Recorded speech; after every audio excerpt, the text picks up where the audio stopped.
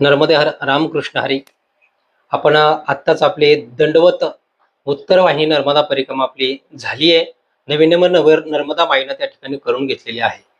खरं तर या परिक्रमेमध्ये काय अनुभवलं आणि काय भेटलं हे तुम्हाला एक दोन शब्दामध्ये सांगायचं. आपण व्हिडिओ हा संपूर्ण बघायचा आहे. कारण ज्या वेळेला परिक्रमेला आम्ही गेलो त्यावेळेला आम्हाला त्या ठिकाणी असं वाटायचं की आता कसं होईल. पण एक निश्चय केलेला होता परिक्रमेला जायचं. कारण मी तुमच्या मैयांना सांगितलं की आपल्याला उत्तर वाहिनीची दंडवत परिक्रमा करायची आणि कधीच आम्ही आतापर्यंत तशी परिक्रमा केलेली नाही किंवा दंडवत एवढे कधी घेतलेले नाहीये. पण त्यांनी सांगितलं की काही हरकत नाहीये, साधना करण्याकरता माझा सपोर्ट आहे, किती खडतर साधना तुम्ही काढा, आपण त्या ठिकाणी ती करू. आणि तिथे आम्ही गुजरातमध्ये दिवसभर गाडी चालवत आम्ही गेलो. गेल्यानंतर तिथे परिक्रमा तर सुरुवात करायची, संकल्प करायचा आहे. पण गंमत अशी झाली की त्या ठिकाणी एक प्रॉब्लेम निर्माण झाला. प्रॉब्लेम म्हणजे असा तो प्रॉब्लेम म्हणता येणार नाहीये. पण जे सरकारने गुजरात सरकार जे आहे त्यांनी असं ठरवलं की यावर्षी रजिस्ट्रेशन करावं लागतंय. तर रजिस्ट्रेशन करण्याकरता आम्ही प्रयत्न केले. पण आमचं रजिस्ट्रेशनच होत नव्हतं. महाराजांनी त्या ठिकाणी आश्रमातून सांगितलं की तुम्ही आज परिक्रमा सुरू करूच नका.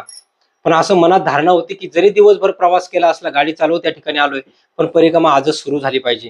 कारण पुढे कालावधी आपल्याकडे कमी आहे. पुन्हा 11/4/2026 पासून आपली बसने सुद्धा परिक्रमा आहे आणि त्याचं सुद्धा नियोजन आपल्याला करायचं. लवकर आपली परिक्रमा होणं गरजेचं आहे आणि वेळ किती लागणार हे माहिती नव्हतं. कारण आम्हाला मग ती परिक्रमा करण्यासाठी आम्ही सज्ज झालो. जसं होईल तसं होईल, नर्मदा मैया वरती सोपून दिलं आणि आम्ही निष्ठेनं त्या ठिकाणी संकल्प त्या दिवशी केला आणि चालायला लागलो. म्हणजे चालायला म्हणजे दंडवत करत चालायला लागलो.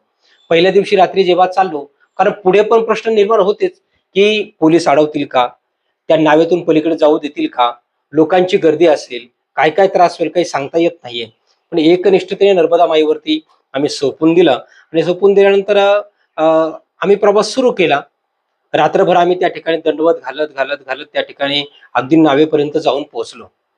पण तिथे गेल्यानंतर कारण पाहिलं तर आम्हाला चालण्याकरता म्हणजे दंडवत घालत जेव्हा आम्ही चालायचो तेव्हा आम्ही घड्याळ लावून पाहिलं तर 1 किलोमीटरसाठी आम्हाला 3 तास लागत होते. एवढा कालावधी लागायचा. पहिले 2 दिवस आम्हाला खूप त्रास पण झाला. एवढं शरीर असं दमून गेलं. गुडघे सुजायला लागले, कोपर सुद्धा सुजायला लागले. असा त्रास होतच होता. कारण 3 वेळेला वाकायचं, उठायचं, गाद्या स्वतः उचलायच्या, पुढे टाकायच्या. कारण ते काही कष्ट काही वेगळेच होते. पण त्या कष्टामध्ये आनंद पण तेवढाच होता. कारण ते साधनेतले कष्ट आहेत. संसारातले कष्ट नाही, स्वार्थासाठी कष्ट नाहीयेत. एक साधनेतले कष्ट आहेत. म्हणून त्या ठिकाणी त्याच्यात आनंद तितकाच वाटत होता. मग हे करताना ज्यावेळेला आम्ही नाव आम्हाला पार करायची आहे, तर रस्त्याने आम्हाला खूप लोक सहकार्य करायचे. पोलीस लोकांनी सुद्धा खूप सहकार्य केलं. तिथे गेल्यानंतर पोलीस सुद्धा मागे पुढे यायला लागले. तिथे जाऊन बसल्यानंतर आम्हाला एवढे आम्ही दमून गेलो होतो. तर त्या ठिकाणी पोलीस जे होते ते पोलिसांनी आम्हाला सांगितलं, की "तुम्हाला खायला काही देऊ का?" कारण इतर कोणाला काही विचारत नव्हते लोकं. खाण्यापिण्यासाठी, बसण्यासाठी, आरामासाठी. पण या पोलिसांनी विचारलं आणि लगेच 4-6 पोलीस आमच्या आजूबाजूने. त्याने एका ताटामध्ये टरबूज कापून आणलं बारीक-बारीक फोडी करून. काही केळी आणल्या आणि तेवढं खाऊन आम्ही तृप्त झालो. खूप समाधान वाटलं.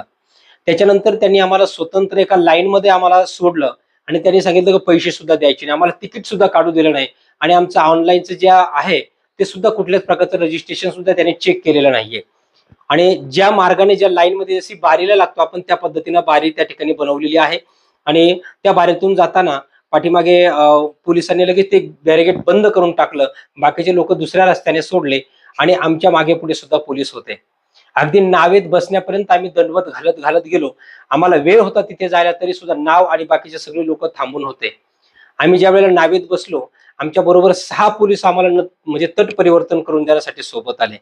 6 पोलीस सोबत आले. पलीकडच्या बाजूला आम्ही उतरलो. उतरल्यानंतर नेहमीप्रमाणे दंडवत घालत घालत त्या ठिकाणी गेलो. सकाळचे 10-11 वाजले होते आणि त्या ठिकाणी किनाऱ्यावरती रामपुराला एक अन्नक्षेत्र आहे. तर त्या ठिकाणी थोडासा आराम केला. पुन्हा गरम खूप झालं होतं, स्नान केलं आणि त्या ठिकाणी थोडासा प्रसाद घेतला आणि आराम केला. संध्याकाळी पुन्हा आम्ही चालायला लागलो. म्हणजे दंडवत घालत प्रवास आमचा सुरू झाला. तिथे पायऱ्या आहेत, पण पायऱ्यांवरती सुद्धा आम्ही दंडवतच घालत, चालत कुठेच नाही. पूर्णतः किती चढायला जरी पायऱ्या असल्या आणि उतरायला जरी पायऱ्या असल्या, तरी सुद्धा त्या दंडवत घालतच आम्ही त्या ठिकाणी चढलो आणि उतरलो. ही ताकद म्हणजे नर्मदा माईनेच दिली. कारण त्यावेळेला आम्हाला माहिती किती त्रास होण्यासारखा आहे. तुम्ही आता ज्या वेळेला पायी पायी परिक्रमेमध्ये जातात, काही लोक गेलेले आहेत किंवा आता जाणार आहेत. ज्या ठिकाणी चढण्याकरता पायऱ्या आहेत किंवा उतरण्याकरता जसं सीताराम आश्रम आहे, तिथे किती सरळ पायऱ्या खाली उतरायला आहेत, पण अशा ठिकाणी सुद्धा पायऱ्यांवरती दंडवतच घालत त्या ठिकाणी आलो. पाठीमागे पुढे पोलीस असायचे. ज्या ठिकाणी कॉर्नर आहे त्या ठिकाणी सुद्धा पोलीस मागे पुढे, आम्हाला जिथे जिथे पोलीस असतील त्या ठिकाणी लगेच धावत आमच्याकडे यायचे. आणि आम्ही प्रवास पुढचा पुन्हा चालू आहे, पुन्हा रात्रीच्या वेळेला आम्ही प्रवास करतोय, दंडवत घालत परिक्रमा चालू आहे. रात्रीच्या वेळेला पोलीस गस्त घालत असायचे आणि गस्त घालत असताना कुणीतरी पोलिसांची गाडी यायची, जवळ थांबायची, पाणी आणून द्यायचं आणि सांगायचं काही लागलं तर सांगा. त्यांचे नंबर देऊन जायचे. काही अडचण वाटली तर आम्हाला ह्या नंबरवरती फोन करा, तुम्हाला काही खायला आणू का, पाण्याच्या बाटल्या पण आणून द्यायचे. अशी सेवा आम्ही परिक्रमेत आतापर्यंत बऱ्याच वेळेला गेलो. उत्तर वाहिनी सुद्धा पायी चालत केले, पण अशी सेवा चालत असताना कधी एवढी प्रायव्हेट सेवा करताना आम्हाला कधीच आढळलं नाही. पण ह्या वेळेला खूप काळजी घेत होते.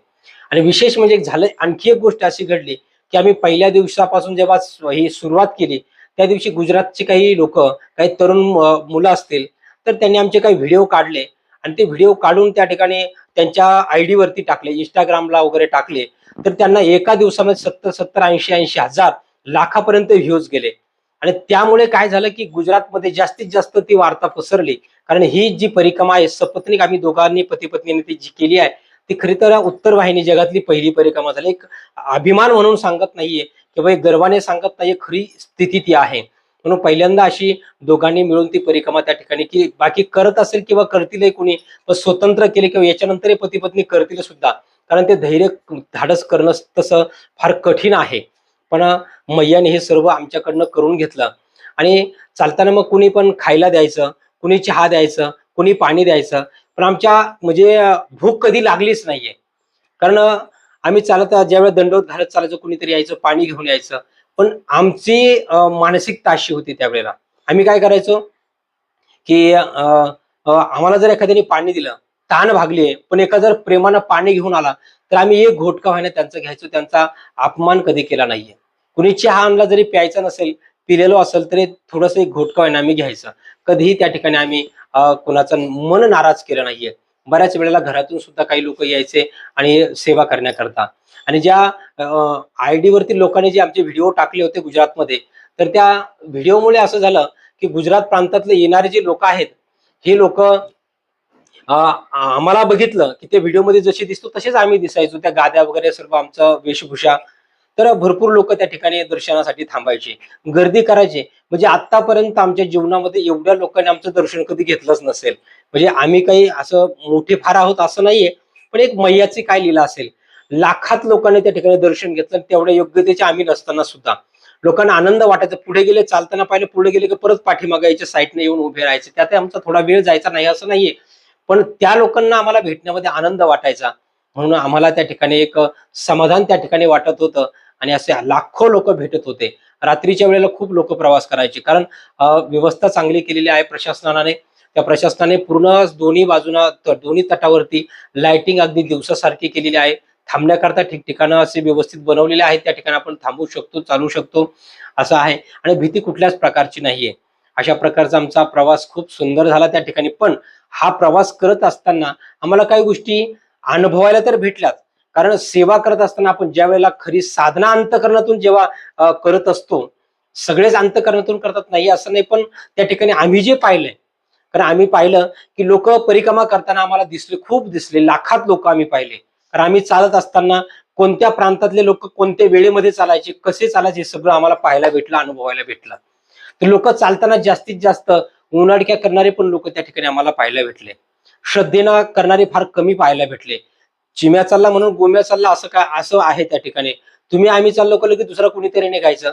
पण माझं म्हणणं असं आहे की आपण ही साधना करताना त्या ठिकाणी आपण श्रद्धेनं करणं अत्यंत गरजेचं आहे. एकविध भावाने त्या ठिकाणी साधना केली तर ती साधना आपली चांगली फलद्रूप होते. आनंद त्या ठिकाणी आपल्याला वाटत असतो, आपल्यालाही वाटतो आणि समोरच्याला सुद्धा त्याचा आनंद तिथे वाटत असतो. आणि जास्तीत जास्त गप्पामध्येच व्यस्त आम्ही चालताना त्या ठिकाणी जास्तीत जास्त नर्मदा मैयाचा जप करत चालायचो. नर्मदे हर, नर्मदे हर, असं करता करता आमच्या फोमच्या अंदाजानुसार आम्ही काढलं, जवळजवळ आमचे 25 ते 30 हजार दंडवत त्या ठिकाणी झाले आहे. म्हणजे एक अंदाज आम्ही काढलेला, कदाचित जास्त पण होऊ शकतील, पण आम्ही एक अंदाज लमसम काढलेला, 25-30 हजार दंडवत त्या नर्मदा माईच्या परिक्रमेमध्ये झाले. आणि चालताना त्या ठिकाणी बऱ्याच वेळेला आम्हाला असं अनुभवायला यायचं की आजकाल लोक भक्ती करतात ना, म्हणजे कुणाला नाव नाही ठेवत मी, पण सकाम भक्ती त्या ठिकाणी लोकांना करायची सवय लागलेली आहे. तर सकामता बघतात प्रत्येक जण. निष्काम भक्ती किंवा निष्काम कार्य करण्याकरता फार कमी लोक आहेत असं आम्हाला त्या ठिकाणी पाहिलं, नवे नवे आम्ही अनुभवलंय. कारण आम्ही ज्या वेळेला चालायचो ना त्यावेळेला दंडवत घालत असताना लोक यायची बोलायची, अरे या ठिकाणी काहीतरी मानता असेल असं म्हणायचे. मानता म्हणजे काहीतरी त्या ठिकाणी आपण जे म्हणतो की नवस म्हणायचे. अ, काही ठिकाणी त्या ठिकाणी पीडा आहे का म्हणायचं, पीडा म्हणजे याचा बाधा, बाधा. बाधा, सॉरी बाधा. बाधा बाधा असं असं म्हणायचे. बाधा म्हणजे त्याचा बी अर्थ नवसच आहे. गुजरातमध्ये बाधा म्हटलं जातं. म्हणजे काहीतरी नवस असेल, पण नवस करून साधना केली जात नाहीये. आणि नवस करून साधना केली तर ती फलद्रूप होती असं होतीच आहे, नाही असं नाहीये. पण आपण ज्यावेळेस नवस करून एखादी गोष्ट करतो ना, देव तेवढं देत असतो, नाही असं नाहीये. नर्मदा मैया देते, हा आमचा आम्ही पाहिलेला आहे. लोक आमच्या सानिध्यात येतात त्यावेळेला नवस करून काही गोष्टी करतात तर त्यांची नवस पूर्ण करते नर्मदा मैया. पण आम्ही तसं केलेलं नाही आतापर्यंत. नर्मदा मैया आम्हाला ते 100% देईल. पण न मागितल्याने काय होतं, आपण निष्काम अशा प्रकारची साधना ज्या वेळेला करतो त्यावेळेला आपल्या जीवनामध्ये ज्या ज्या गोष्टी कमी आहेत, ज्या ज्या गोष्टीची आपल्याला गरज आहे, त्या त्या गोष्टी नर्मदा मैया त्या ठिकाणी देत असते. असा हा आमचा अनुभव आहे आतापर्यंतचा.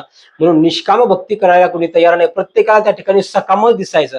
मग कोणी विचारलं तर आम्हाला सांगावं लागायचं, नाही ही निष्काम आहे, आम्ही आमच्या आनंद करता स्वानंद करता ही साधना करत आहोत असं सांगावं लागायचं.